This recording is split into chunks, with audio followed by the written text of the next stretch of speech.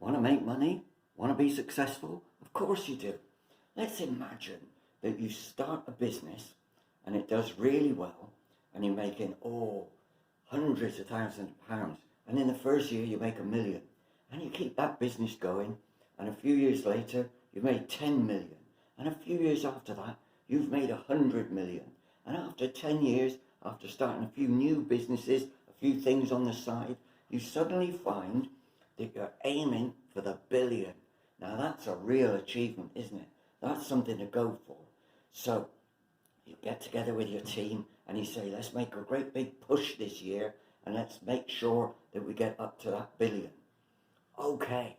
And then the results come in and you're looking at the accounts and you've all done really well and everybody deserves a bonus and you are now a billionaire. That's fantastic. Haven't you done well? So, there's only one question. What do you do next? You've achieved the billion.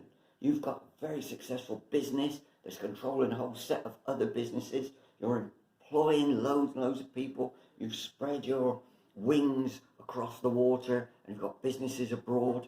You've made $1 billion. What else can you do? Now, for most people, the answer might seem obvious. Well, you go for the next billion. But that's my question. Why? Why do you need a second billion? Because if you've got $1 billion, that means you've got probably a nice house, a nice car to drive, you're looking after your family, you go on the occasional holiday, although you've got to look after the business, so you can't spend too much time away, and you've got nice clothes, you've got good food to eat, you've got everything you could possibly want in the world. Why would you need another billion? And you think, but that's ridiculous. I've got my businesses, I've got to maintain them, I've got to keep all these people employed. Well, of course you have, but you've got all that money, so you don't need a salary. You could do it for free. You could work for free. You've got your billion, that's earning interest. Maybe you've invested in some property, in some housing, maybe you've bought some land, maybe you've got shares in other businesses. You are certain of money coming in. Why do you need the second billion? And I think it's about time, as just an ordinary person, that we actually start asking questions like this. Because up to now, we've assumed that people who are rich and doing very well for themselves and developing their businesses, they've got their reasons for doing it.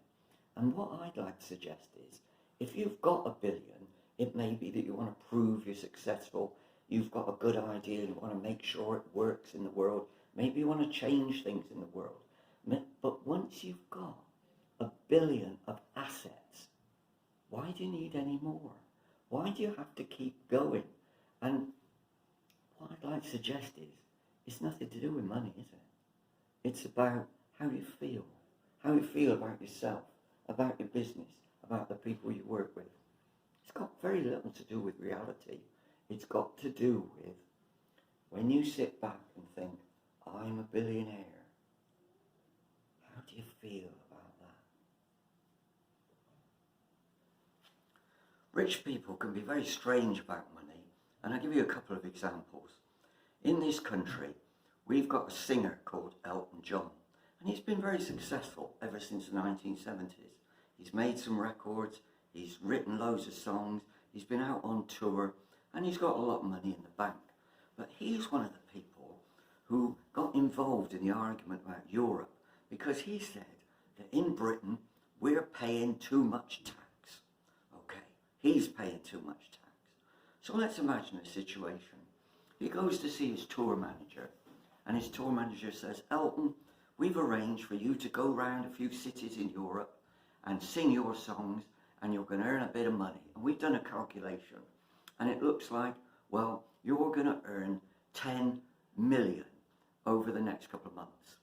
And Elton John says, that's very good, glad to hear it, that'll add to my fortune. And he says, and so 10 million coming to you, but we're going to have to deduct $1 million in tax. And Elton John says, $1 million in tax? That's too much. I'm paying too much in tax. This isn't fair. I'm going to move to the south of France. Now, I don't want to be rude about Elton John, because he's a very good singer. He's a very good piano player. He writes some good songs, good memorable songs. And I've grown up with some of those songs. But what he says makes no sense. The fact is that when somebody says to him, you could earn 10 million from this tour, Elton John could say to himself, well, actually, I don't need it. So why don't we, on this tour, instead of charging £50 for a seat, why don't we charge £5? Because I don't need the money. And let people come and see me sing and play, but for a bargain price. How about that for an idea? And at least that would cover the costs, because we've got to pay for these big lorries with all the equipment. Or an even better idea, I'll pay for free. First come, first serve, we'll give the tickets out. And people can come along and see me sing.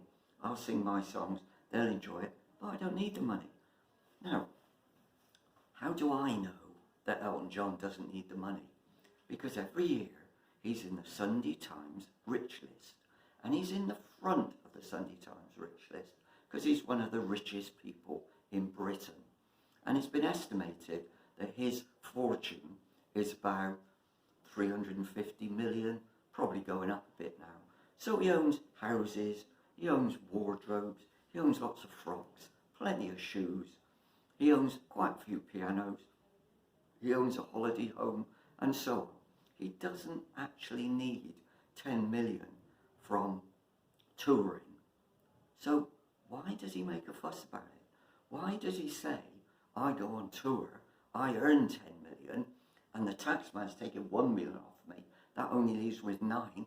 I can't survive with 9. I've got all these shoes to pay for. I've got all this makeup to spend money on. I can't possibly survive on 9 million. I need the whole 10 million. Why does Elton John talk such nonsense? He doesn't have to work ever again. He owns property. He's got investments. He could retire tomorrow and live on that. He goes out singing and playing because he enjoys it. Why does he get so upset about the tax man?